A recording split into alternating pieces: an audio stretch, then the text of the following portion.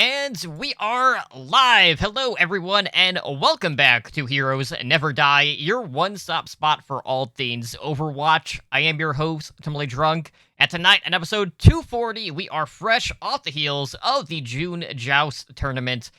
Overwatch announces its next, quote, and I'm going to do air quotations, big feature, and more. But before we get into the news and introduce you to my co-host, I just want to take a moment to thank everyone who is joining us tonight on Twitch for our live show, and of course, thank all of our repeat listeners out there.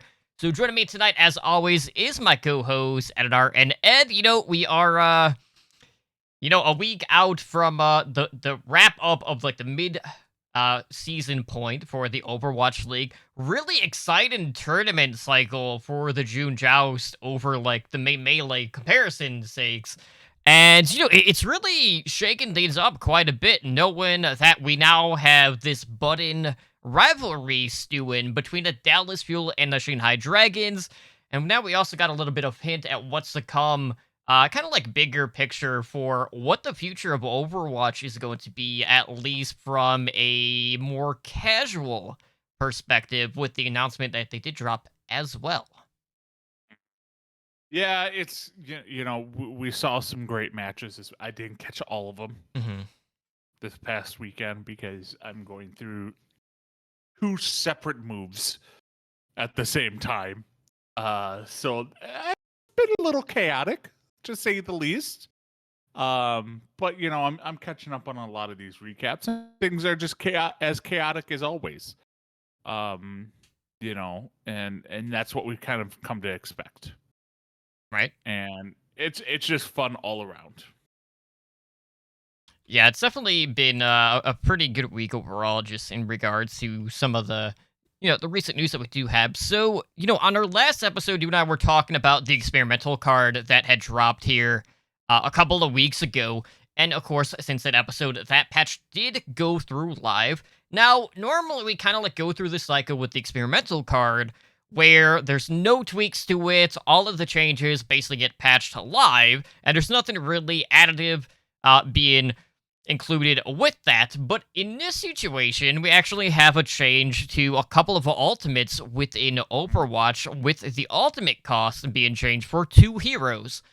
So we have the change coming to Echo and Duplicate, with the alt cost being increased by 15%, as well as Moira's Coalescence alt cost going up 17%. Even going back to the June Joust, those were two heavily favored heroes being used in that hero pool, where we kind of had that goats-esque mirror match happening with like the Lucio and the Moira, where it seemed like the Coalescence was always the fight initiator, and it just seemed like no one was dying within like the first 60 to 90 seconds of any given fight. And but a lot of it would just boil down to the quicker Coalescence time, or whichever Echo could actually find an early pick leading up to that point in time. So they dipped their toes on two of the quote problem heroes, at least in that meta. But I think overall, knowing that we also talked about like the Moira change to her like regeneration rate whenever she is in Coalescence. It seemed like it was only a matter of time before they would double dip on changes to her ultimate specifically. Yeah, the alt, like you had said. We talked about this when we went over the experimental about the biotic grasp, and you're like, this is not what really needs to be done, because you're using you're using her alt to basically get through choke points. Mhm. And you're like, well, this isn't going to fix the issue. This is not going to fix the problem whatsoever. So maybe increasing the ult by 17%, which is a lot. I usually it's 10-15%. We don't usually see higher than that. So maybe this will knock Moira's entry ultimate down a peg. Who knows? But I think that was needed. You're not actually affecting her kit. You're just affecting her ultimate, which I think is totally fine. Yeah, because a lot of With the times, ultimate. what was happening, especially at like the pro play level, was the Moira is basically charging Coalescence in like 30 seconds, and you would essentially have it in every Yeah. single initiation. Yeah, if they were stacked together even remotely, you just throw a damage orb and be like, and I have my ultimate. All Mhm. right, cool. Thanks.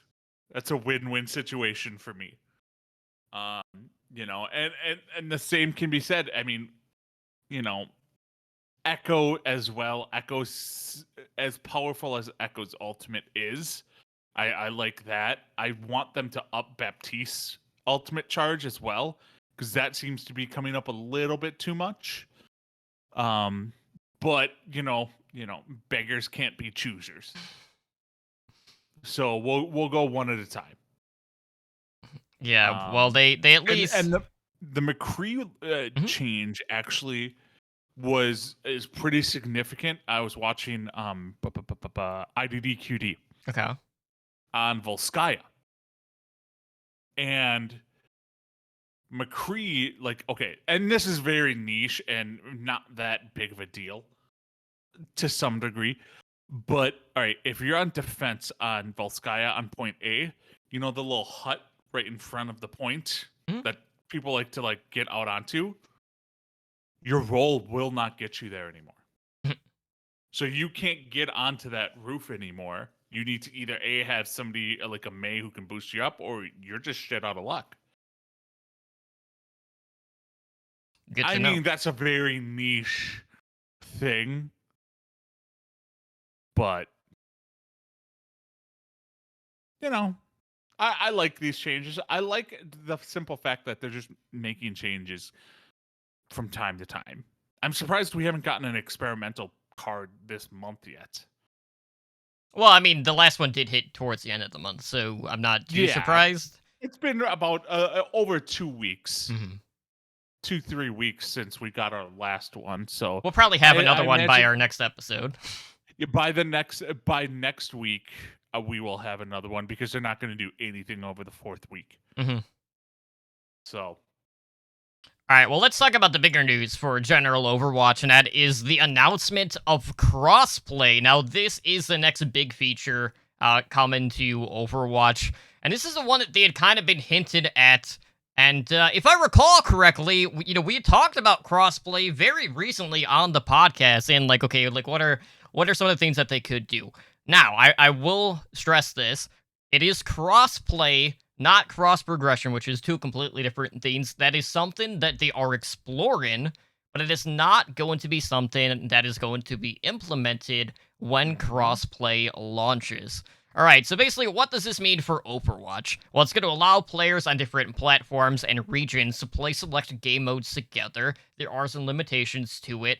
I'll get into that in a minute, but one of the things that kind of coincides with this is the new update to Battle.net, which is basically merging your friends list around the globe so you don't have a separate friends list based on your region. So you no longer have to swap between, US or, Asia or Europe in this case.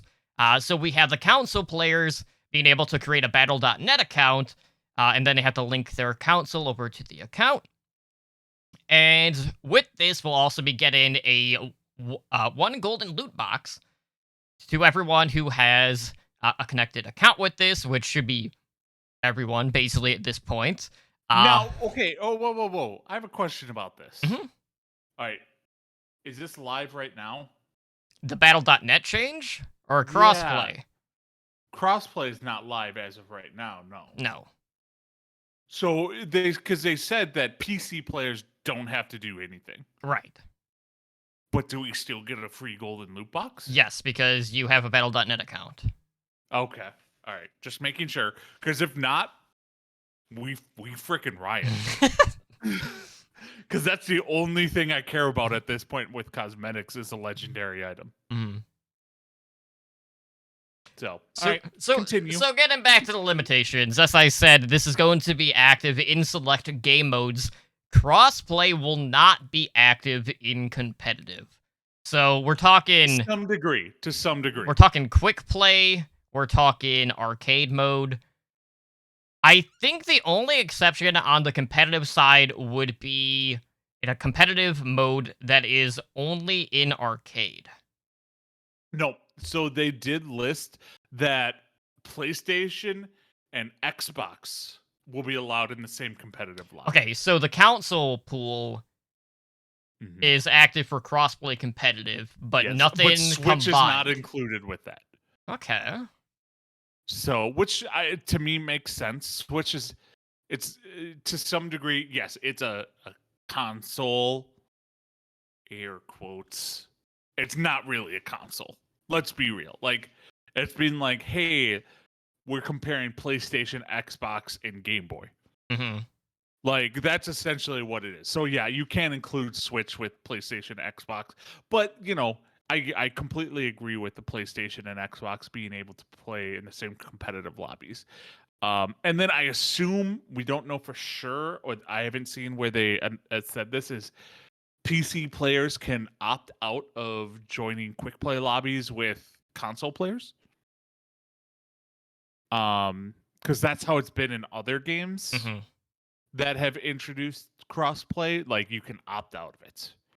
Like you're automatically opted in. You have to physically go in and opt out of doing that in like some of the settings. Um, but yeah. Yeah, so if you are a console player being placed into the PC pool, they're basically disabling aim assist by default. So that's also Mhm. important to note. But really, Edinar, at its core, crossplay is something that has been very integral to a lot of shooters since Overwatch came out back in the day. Because a lot of the offerings, primarily, and this is more like battle royale games, all have crossplay compatibility. So, Mhm. like, from an Overwatch perspective, and I'm talking about the base game, I'm not talking about the future of Overwatch. How important do you feel crossplay actually is from that casual perspective for an Overwatch fan? On a scale from 1 to 10, I put it at a 2. Okay. The only reason being is you mentioned a lot of BRs do this. Like Mm-hmm. Apex recently did this and stuff like that. What's the one thing that BR games are? They're free to play. Right. People who think, oh, this is going to be great for the game, there's going to be quicker queues. Not really. You might get slightly quicker queues in quick play, uh, but you might not. And you can't. It doesn't affect anything with comp games or ranked. Um, you're not going to get an influx of new players because of this, because they still have to pay 30, 40, $50 to play the game. If this Overwatch comes out to be free to play, Mm-hmm. then crossplays like bumps up to like an 8 out of 10 for me. Right. But the simple fact that you still have to pay $40 to play it, and then you're like, oh yeah, no, then it has crossplay. That, like, to me, that's not a selling point. Mm-hmm. Um, so I put it at like a 2 out of 10 for me. Like when I heard this, I'm like, oh, that's cool, and then I'm like, start thinking about it more, and I'm like, yeah, I could care less. Mm-hmm. Now, this is also be me being an old man. Right. Like I mean, I have my PC, and I don't have a lot of friends who play consoles. If I was younger, I probably would. But like at my age, most of my friends who play games that I play games with aren't spending $600 on the newest console out there. So like I come from the boomer crowd of like, yeah, this is like, I'm not like, hey, I have this friend I really want to play with that only plays on PlayStation, and this guy only plays on Xbox. Now we can all play together. That's not something that affects me. But if you're in your young 20s, this is amazing because like you may be in your dorms, and like the guy across the hall from you has a PlayStation and you have an Xbox, but now you can play together. So that is pretty cool. But it's a needed feature, and I feel like more and more games are going to be coming out with crossplay Mm-hmm. from the get go instead of adding it later on. Much, Because you've much seen, later. Yeah, you've seen a larger influx of like some of these shooter games added in lately that newer games are going to just have it outright be there. Yeah, so just to go back here a second, currently right now on PC, Overwatch is $20 for the standard edition. The legendary one that gives you, the extra skins, currently is $40. But Yeah, I know never what you buy mean. that one. Do not Yeah, buy that one. it's not worth it. But No. just to throw the price point out there, what it's at currently at this point in time. But like. When I initially thought about this, I'm like, okay, that's cool. Like, for me, as someone who does often play with, like, D from the Omnic Post, or Omnic Weekly, who plays on Europe, like, this is a pretty big deal for us, because, I'm not going to have to, like, switch regions in order to play with him, and we're not going to have to constantly have to add different people from different regions on different friends lists and all that good stuff. So it's a good asset for us as Overwatch players. So I'm excited for that. But for me, at the core, this is a bigger impact for Overwatch 2, as long as the PvE content is going to be enough to entice players to buy it. Because you can only assume, with crossplay coming, that immediately out of the gate, for all the PvE content, the missions, the story, this will be active for Overwatch 2. And, you start to see a bigger scale-in of what crossplay could be. But I don't think you really get to see the full effect until Overwatch 2 or until cross-progression is implemented. But just seeing the timeline of how long it took to get to this point, it's really hard to picture how realistic of an expectation cross-progression is going to be. Yeah, it's cross progression for Overwatch 2 will be huge. As far as the PvE goes and all that fun jazz. That I can see it making a bigger impact. They needed to implement that.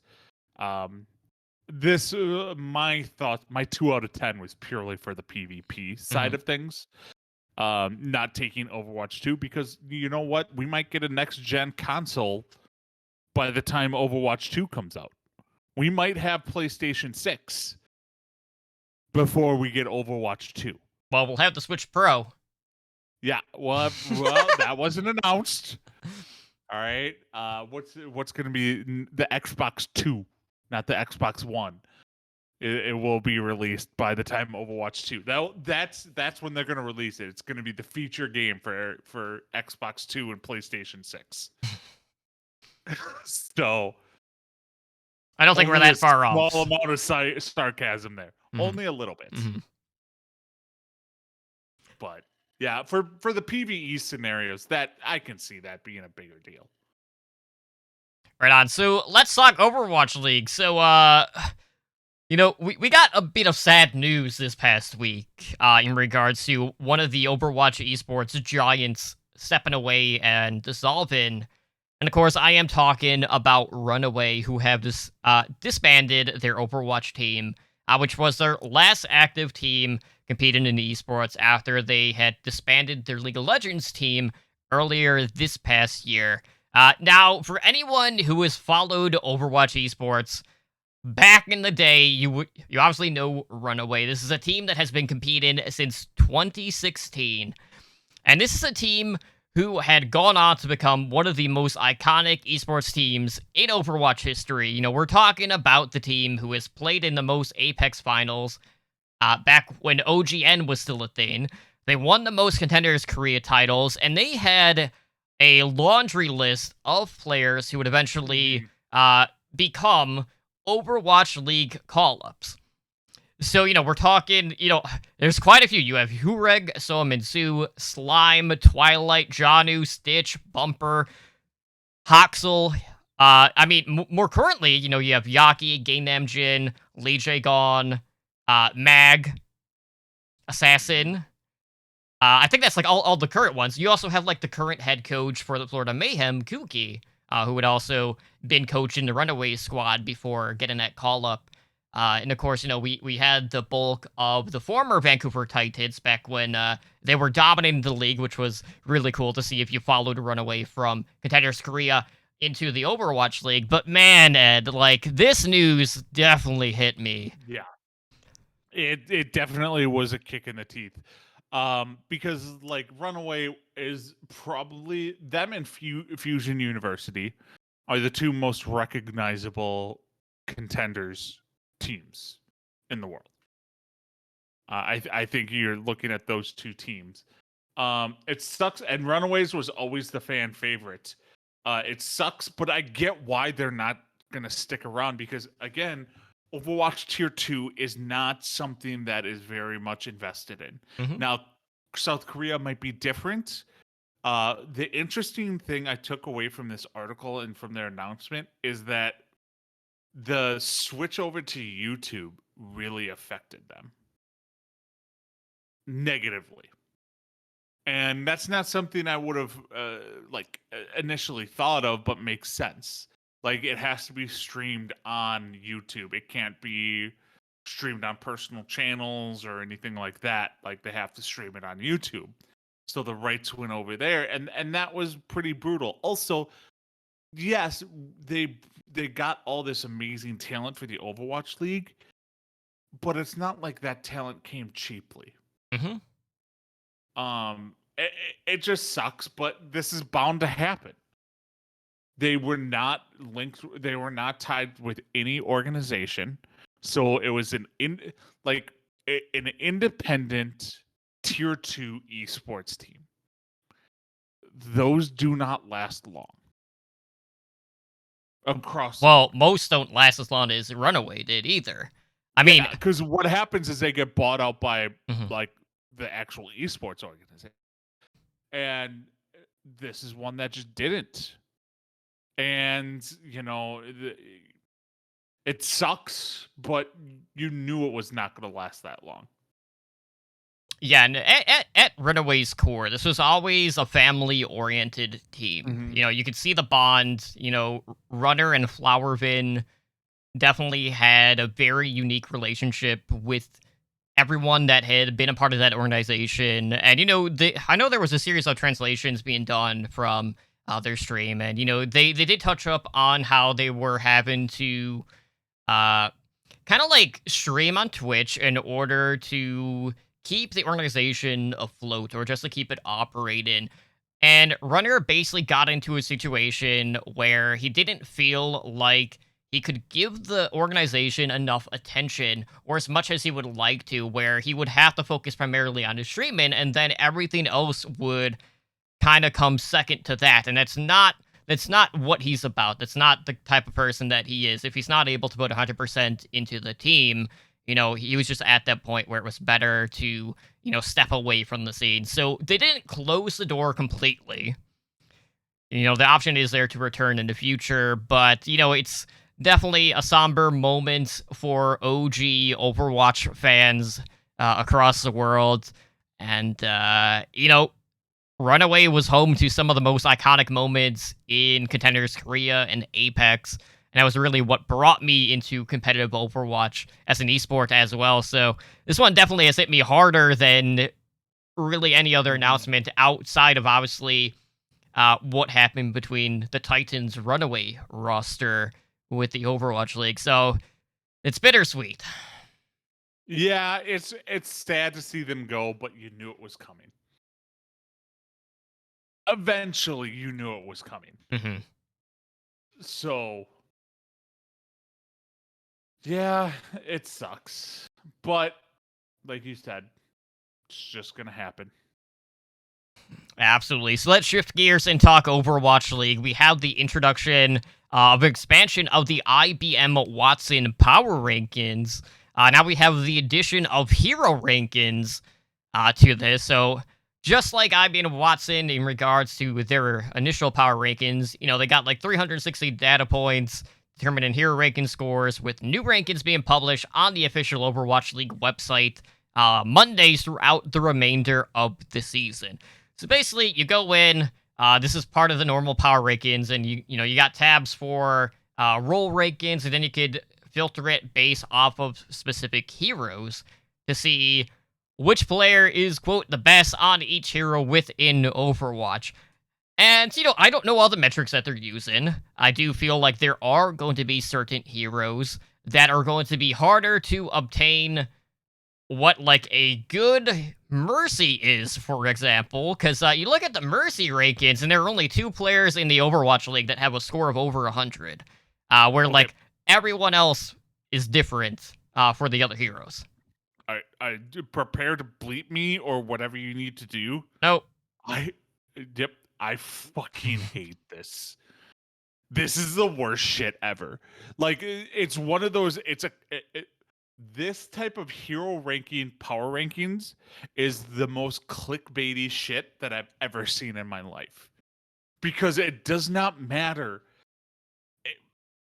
Okay, this is the Overwatch League version of gold medals in quick play. Like, that is how I think of it. It does not matter how good your stats are.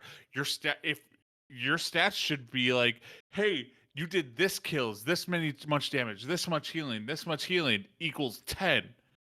Your team lost, negative 10. And there are a number of instances where top-ranked players on select heroes are on losing teams. Yeah, it's one of those things where it's useless stats. It's clickbait stats. And you cannot judge anything off of these hero rankings, power rankings, whatever the hell you want to call them. And I get why they're doing it, because it does make for interesting segments early on, but anyone who takes it seriously you're an idiot. You're a moron, and you don't know anything about any form of either sports or esports. Like, this shit does not matter. If you love these and think it's great, you're the same person at the end of your quick play match yelling at everyone about how many gold medals you got. And are a You're that person. Like, mirror, mirror on the wall, who's the biggest douche of them all? You are. Okay? Yes, I just went Cinderella on your asses. Yeah, I know what you mean. I get why they're doing this. From a production standpoint, it's good for production. Yeah, they gotta give Reinforce more things to do on his off day. Yeah. But yeah, it's not something that particularly interests me. I'm not ever gonna look at even the normal power rankings that they were doing for like the league rankings. I really haven't been paying that much attention to either, because typically what ends up happening is, you look at the standings, you select the top 2 teams, and more times than not, you're going to have like 6 of the top 10 being from those 2 teams.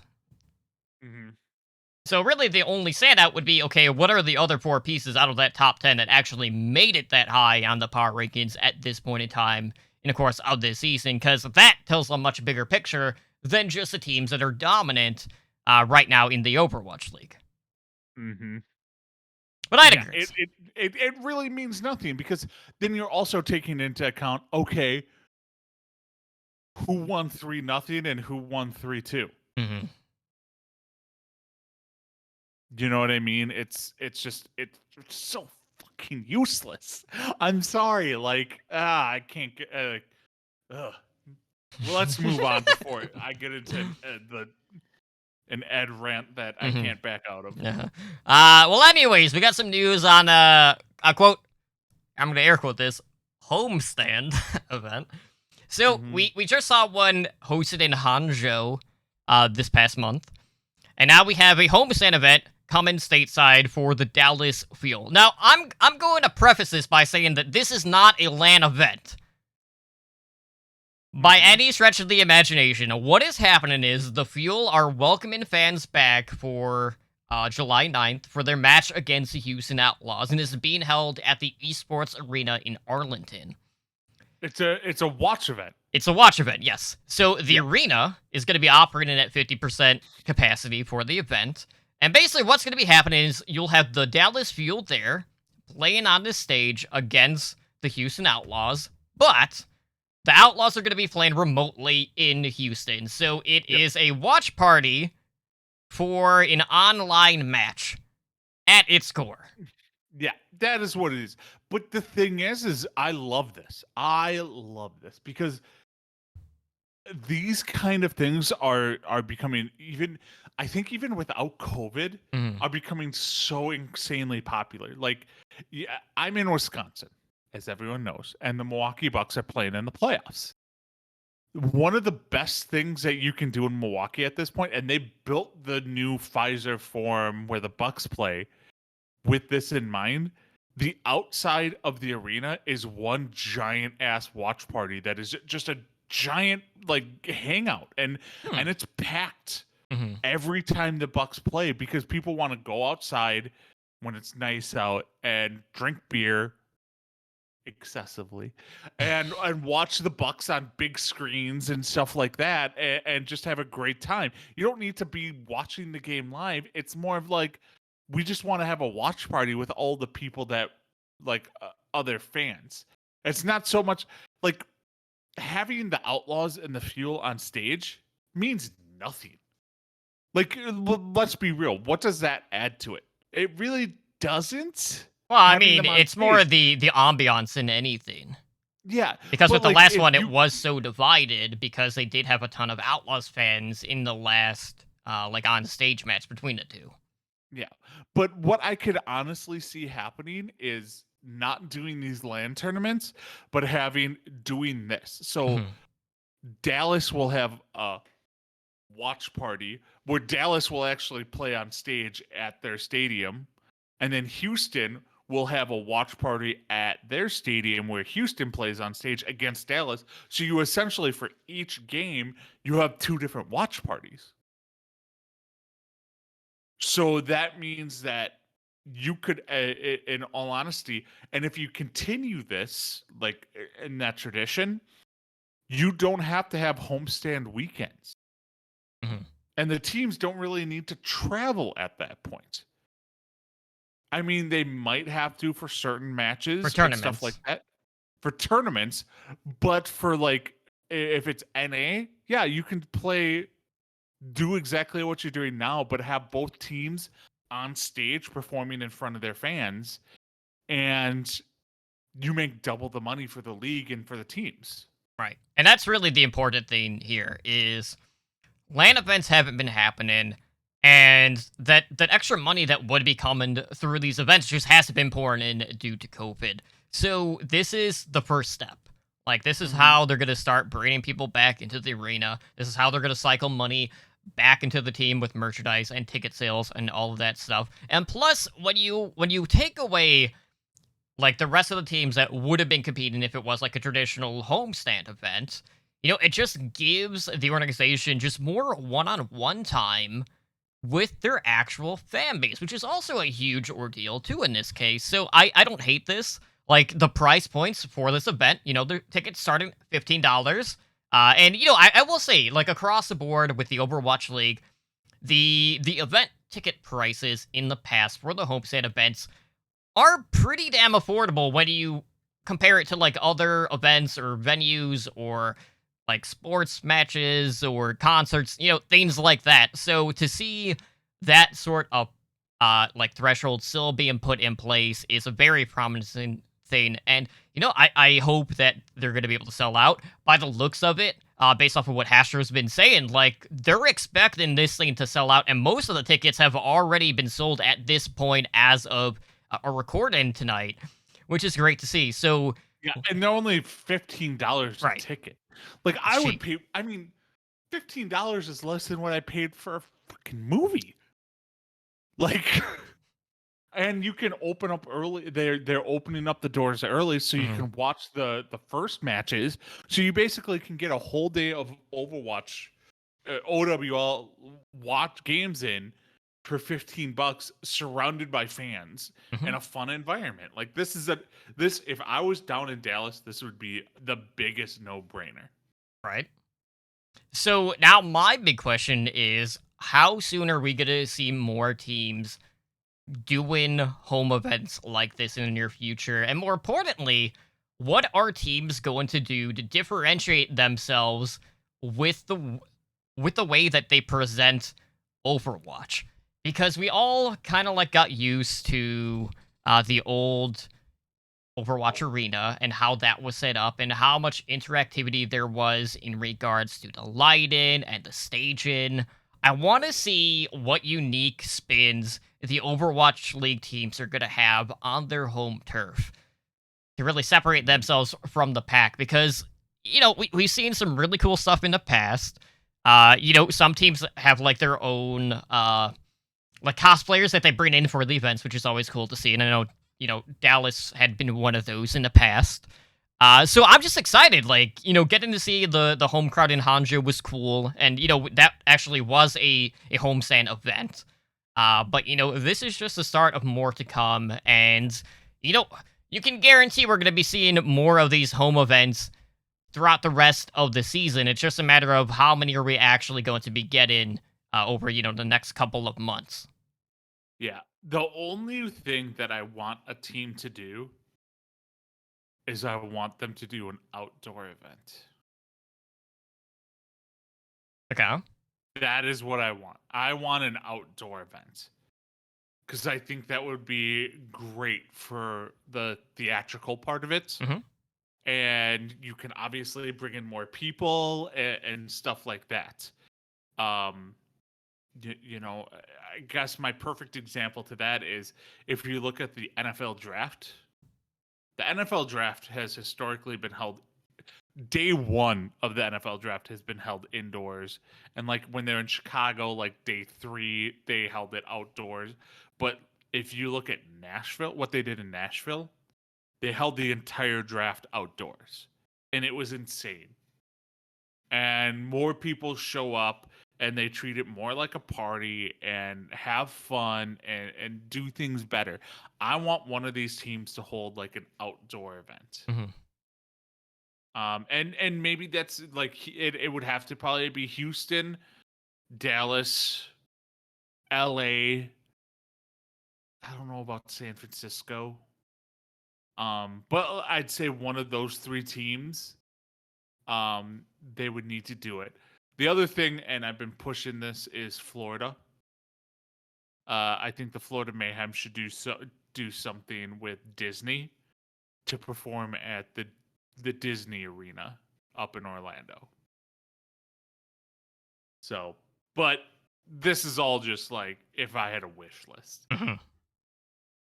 But imagine like, oh God, I'm just picturing like 2 teams on stage in an outdoor amphitheater and like just crowds of people behind them. Like it's the difference between going to a concert in a stadium and going to an outdoor concert. And if you've never been to an outdoor concert, an outdoor concert is infinitely better than inside of a stadium. It just is. And anyone who argues with me can message me on Twitter and I will tell you how wrong you are. Like, name me an iconic concert that happened all indoors. So, but that is my hope. Like, but it's not something that's going to happen. I'm not an idiot in thinking that this is going to happen. It's just a wish list. Yeah, and I'm sure some teams were wishing that they could actually take a map here recently, because we kind of had like a surprise team make their way into the June Joust tournament, only to not take a single map with the New York Excelsior. Man, it was rough. Woo. That was, you know what? You do excel at these segues. And then, you have to just derail it. And then I call you out on it because that's what I do. Yeah, exactly. But anyways, so as I said, we had an exciting weekend of matches with the June Joust tournament. And, we have the Shanghai Dragons and the Dallas Fuel battling it out head-to-head for the second tournament cycle in a row to determine who takes home the tournament title in this case. So last go around, it went in the Fuel's favor with a score of 4-2, but the Dragons struck back with a exhilarating 4-3 victory. Yes. Despite the fact that the Fuel had swept them 3-0 in the upper brackets earlier in the same tournament. Man, It's like, just- whew. there was only so in the June joust, and I have no problem saying this, and I don't think anybody is going to argue with me. There was only one good matchup. Like there was only one good game, and that was the final between Shanghai and Dallas. Every other game was horrible. That was pretty straightforward based off of where the teams it were. was all right. Out of every other match, only out of the 5 other matches, only one match was not a 3-0. Mhm. Like that's boring. Like let's be real, that's boring. But I don't think anyone was crazy surprised by the finals we got. I mean, I was a little bit surprised that the Shock did not make it in. Mhm. But that Atlanta Reign really kind of Flopped. they earned their way in and then just took a giant Yeah, they had some good performances and then they shit the bed. But you know what? What was interesting going in? You know, we've been doing the pick'ems for OWL by the numbers, and a lot of people in our pick'ems did horrible in regards to selecting the 4 teams that would be moving on to the June Joust tournament. Come on. Who here thought, oh, the New York Excelsior and the Atlanta Reign are going to be in there? Well, Everyone people were probably high on Atlanta, but I would say I think a good 80% of the fan base probably had the Shock and the Gladiators moving on if they didn't pick Dallas. Yeah, I think the majority of the people are like, I'd say 80% probably had the Dragons and the Fuel in there. Dragons I had. That was the only one out of the 4. Fuel I had. Mm-hmm. But no one had be like the other 2 teams. Oh, But New York yeah, Excelsior and the Spark Reign. kind of fell apart. You know, they were the hot hand and they let me down. The spark faded away. You know, some form of stupid pun there, but I'm not going to. Well, at least they had put up some sort of a fight, unlike the NYXL, since, you know, they didn't take a map at all. Feels bad, man. But anyways, you know, getting into the finals, one of the interesting things about this was, you know, it opens on, you had Legion Tower and Volskaya, which these teams had both played in the upper bracket, and Dallas dominated those 2 maps.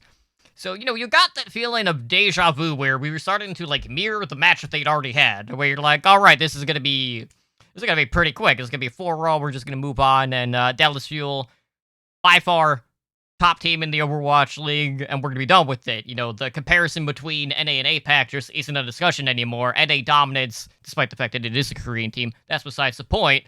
But the Fuel just looked like they were rolling on a different sort of cylinder than every other team, whereas APAC teams were just kind of slow out of the gate, whether it was just their overall playstyle, whether it was them trying to adapt to whatever the NA teams were throwing out and things like that. But things basically flipped 180 with a second point hold on Numbani. That flipped the switch for this series. So we come down to Junkertown, which, you know, I'm thinking, okay, in the past, Junkertown has been one of 2 maps. It has been the map where you protect Bastion, and you run some sort of, like, double barrier Bastion comp. Yeah, El Presidente, or double sniper. Neither of those happened, which I was happy to see, just because, like, we have seen that Sun and Dance time and time again on that particular map. But what I loved about this series is just the fact that you had the Shanghai Dragons opting to run a lot of Wrecking Ball compositions, because that was what they felt was the answer to what the Dallas Fuel was running.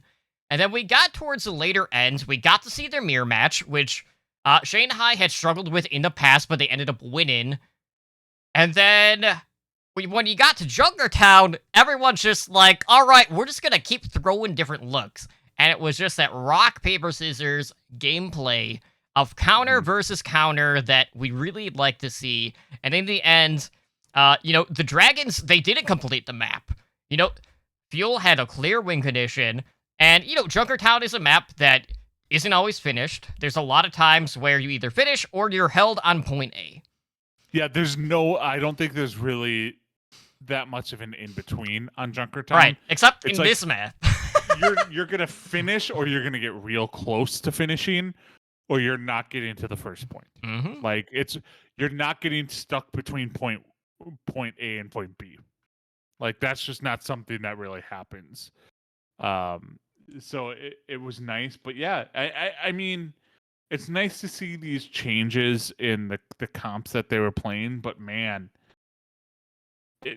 I am shocked the Dragons came back the way they did. Mm-hmm. Like it's an all-time comeback. Yeah, it was one of And those things where I feel like Doha and his ultimate usage, primarily with the effectiveness of just like finding pickups with the Reaper, just went from guaranteed kills to all of a sudden you are a fish out of the sea. Mm-hmm.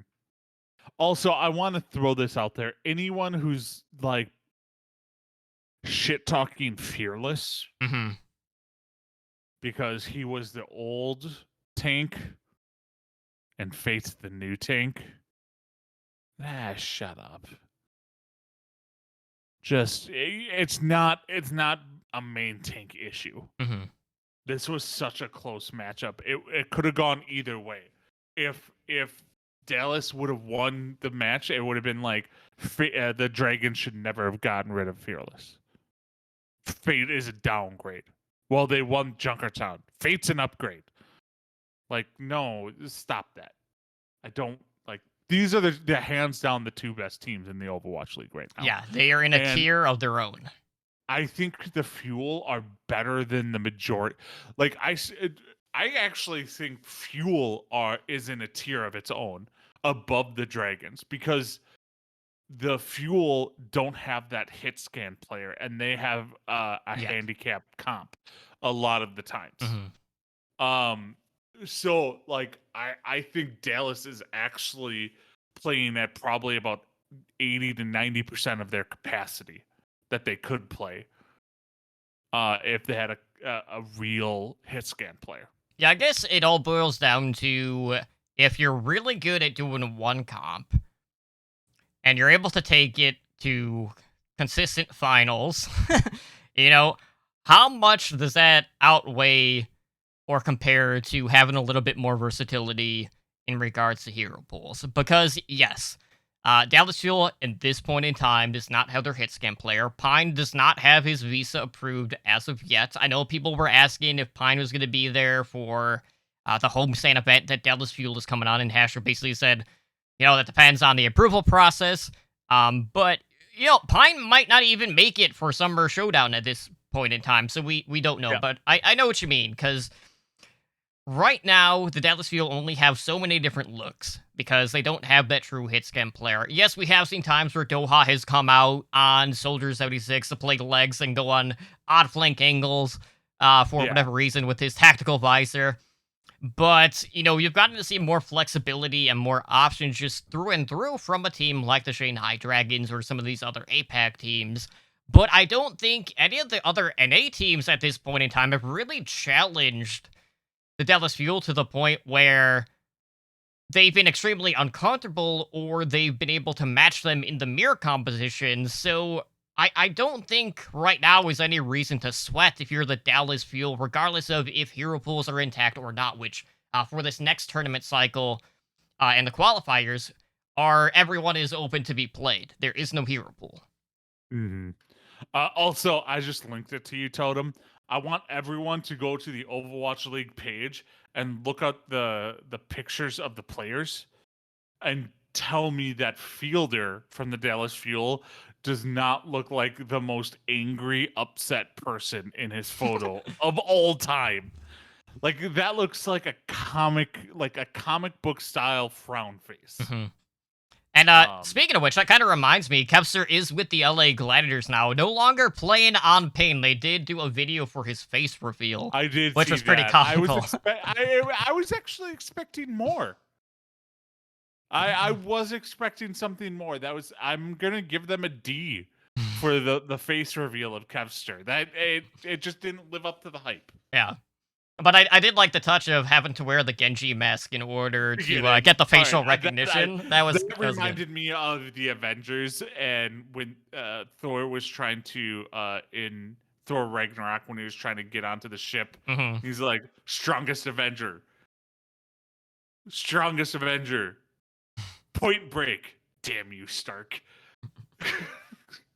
But I just, anytime we can see the Fuel play the Dragons, it's gonna be something special. But good for Dallas fans. I'm excited for Dallas fans.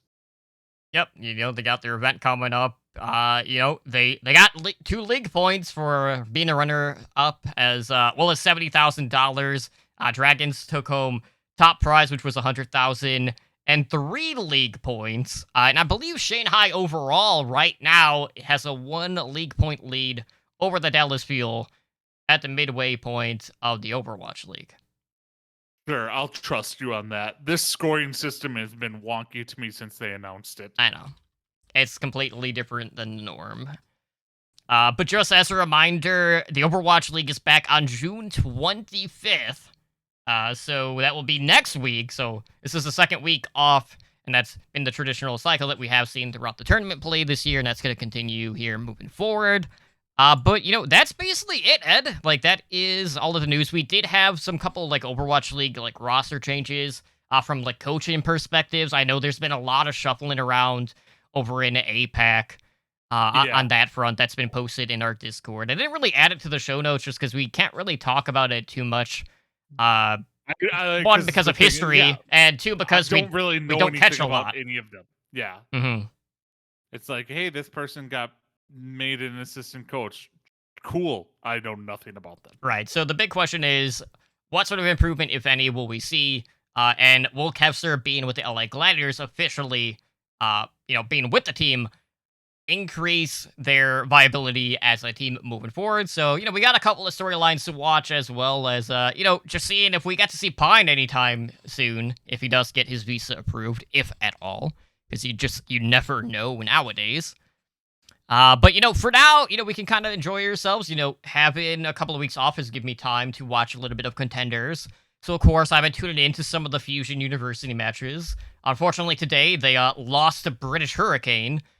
We did get to see the Bastion pick coming out, and Sugar Free was playing with his actual Sugar Free account, which was great to see. But I think the most important thing to note, on Fusion at least, is that Cruz has been playing in place of Funny Astro. So that basically tells me Funny Astro is going to be playing with the Fusion moving forward. Yeah. I wouldn't be surprised, honestly. No, I don't think they can move back to the NA. Well, they're in APAC. Yeah, because I don't think I would because Fusion University got knocked out and the team's not played. I was like, can they move back to NA? Yeah, we'll just see what the player eligibility rules were put in place. Yeah, they probably have to wait until next year to move back to NA. Because they do have a stadium being built specifically for that. So, it will be interesting, but I can see Funny Astro getting called up to the main roster, because when Funny Astro and Alarm play together, magical things happen. Yep, especially on that back line. But for now, guys, I think it's time we call it a night here tonight on Heroes Never Die. So if you guys are looking to help us out, please do us a favor and head on over to iTunes and leave us a review. We are always looking for ways to improve the show. And Ed, I know we got a new review this week, so why don't you go ahead and read off what we got from one of our patrons? Wait, I'm assuming this is a typo, because it says we got an 8-star review. I don't know if that's possible. Well, I was just adding the months to it, but yeah. 5's right next to 8, so, there is that too. 5-star review from Dante232. Nothing better than a crazy Ed story. It's why I give these guys my Patreon. Keep the great content coming. So I need to come up with an Ed story. I'm trying to think of what ones I haven't told. Okay, so most recently, I was out in Temecula in California. Me and the girlfriend went out there to wine country. And so this is the progress of the night. So I decided, because I found out that it was super cheap to rent a cabana at a pool at a local winery/resort in Temecula. It was like $200 $200. Yeah, $200 for the day, but that also gave you 2 free bottles of wine and an appetizer. So we got 2 free bottles of the wine and an appetizer, I think, which was like $100 value. So you basically paid $100 to sit in a cabana all day. So we got real drunk. And by real drunk, I mean real drunk. So we got the 2 free bottles, and we probably bought 2 or 3 more. And then we just randomly met people in the pool from like Northern California. And they're like, hey, we have dinner reservations. Do you want to come with us? So, of course, being sober and well minded citizens, we're like, yup, let's go to dinner. So we go to this dinner, not knowing anything about the place. Lo and behold, first off, my final bill for the night was $450 for dinner. Oh, for dinner. Okay. Just for dinner. And it's because my girlfriend got real drunk. And we're sitting there drinking. We got some appetizers. We got our entrees. And like they're like, because out in California, wineries tend to close at like 8. Mhm. Like it's in wine country, whether you're in Southern California, Northern California, you're not out at the wineries till 10:30 at night. It's just not how it works. So we get there, we're eating our dinner, and they're like, all right, we're gonna be doing last call for wine. So my wonderful girlfriend looks at the waitress and she's like, all right, we want to do 2 samplings because you could do wine tastings as well. She's like, we want to do 2 of the dessert wine tastings and get us 2 more bottles of wine. So this was at like 7:30, 7:40 at night. So we get and we had already had 2 bottles of wine with dinner between the 4 of us. And we get these, and then all of a sudden they're like, okay.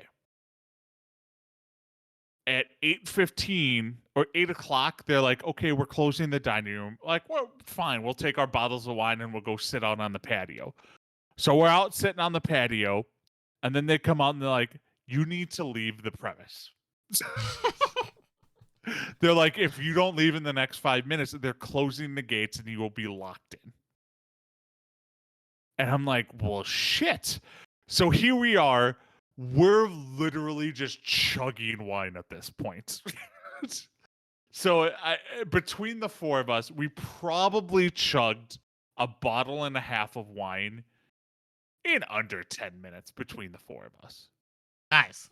So we, for the day, we probably got about 8 to 10 bottles of wine in us.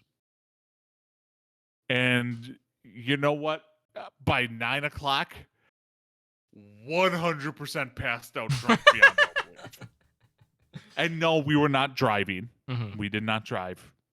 Don't judge me for that. But 100%. So we wake up the next morning and we took the bottles with us. So we wake up in the morning and I'm like, oh God, why are there 3 bottles or 2 bottles of wine on the counter with like an inch of wine at the bottom? And my girlfriend comes out. She's like, we got real drunk. I'm like, well, I need to toss this. She's like, nope. We need to finish them, then toss it. So at 8:30 in the morning, me and my girlfriend here are chugging the last bit of wine from the night before because we didn't want to waste wine. Mhm. So that is my most recent Crazy Ed story. Yeah, I mean, not finishing it would have been a party foul. Can't have that. Exactly. So, but Totem, how can people actually support us? Well, anyways, you can support us via Patreon. We have tiers starting at just $1 a month. You can find more information at patreon.com/OWL Network, where you too can join the likes of our master and above patrons, Daniel, Owl, Kesha, and Plebes, in helping our network grow. And of course, outside of that, if you're looking to contact the show, you can do so a couple of different ways. You can email the show at HNDOverwatch. at gmail.com. You can follow us over on Twitter. That would be at HND Overwatch. We do have our website where you can find all of our network episodes at owrecall.com, as well as find our show on YouTube at youtube.com/Overwatch League Network. You can find us over on Discord, joining our community at discord.me/OWLN show. And of course, we do stream on Twitch, not as often as we used to. So right now we stream this show on Thursdays, Heroes Never Die, which is our Friday Overwatch show, of course. Thursdays at 2:30 p.m. Pacific time, and then on our off weeks we have our Hearthstone Battleground show, Tavern Tales, at the same time, just rotating. And of course we do have OWL by the numbers when games are actually being played. That is at Tuesdays at 6 p.m. Pacific time with both of us. And again, Overwatch League Network is currently on a hiatus, so hopefully we'll have an update on that at some point. But for now, we'll be covering the Overwatch League, same with OWL by the numbers. But Ed, why don't you go ahead and let our listeners know how they can contact our hosts? All right. Well, you can reach me personally through Twitter, and that's at Ednar83. And you can definitely message me about my hot takes about crossplay. And I will not budge, and I will tell you how big of an idiot you are. Or you can see me on Twitch at twitch.tv/Ednar.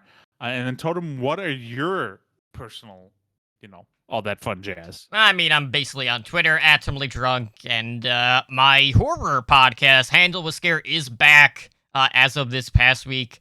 And last night we talked about the 2014 Austrian standout Goodnight Mommy. So, we got a new format with that show. Who hasn't heard of that? I mean, you haven't. You can watch it on Hulu or Tubi, depending on, if you have Hulu. And then next week, we're talking about one of my personal favorites for completely different reasons relating to our phobia topic, Bloody Birthday, which is a fun one. But more on that, you can find Leprechauns in the Hood yet? We've not. I mean, we just came back. I don't know if we'll actually do Leprechaun. Per request, Leprechauns in the Hood. I mean, that I would have to find a phobia for that to actually fit the format, but I'll try to come up with something. If not, maybe we'll just watch it on Twisted Tuesday. But for now, guys, thank you so much for joining us here tonight on Heroes Never Die. This has been episode number 240. I've been your host, Totally Drunk, joined as always by my co-host Ednar, and we'll see you guys back in 2 weeks with hopefully a new experimental card. Yes, hopefully. Mm-hmm.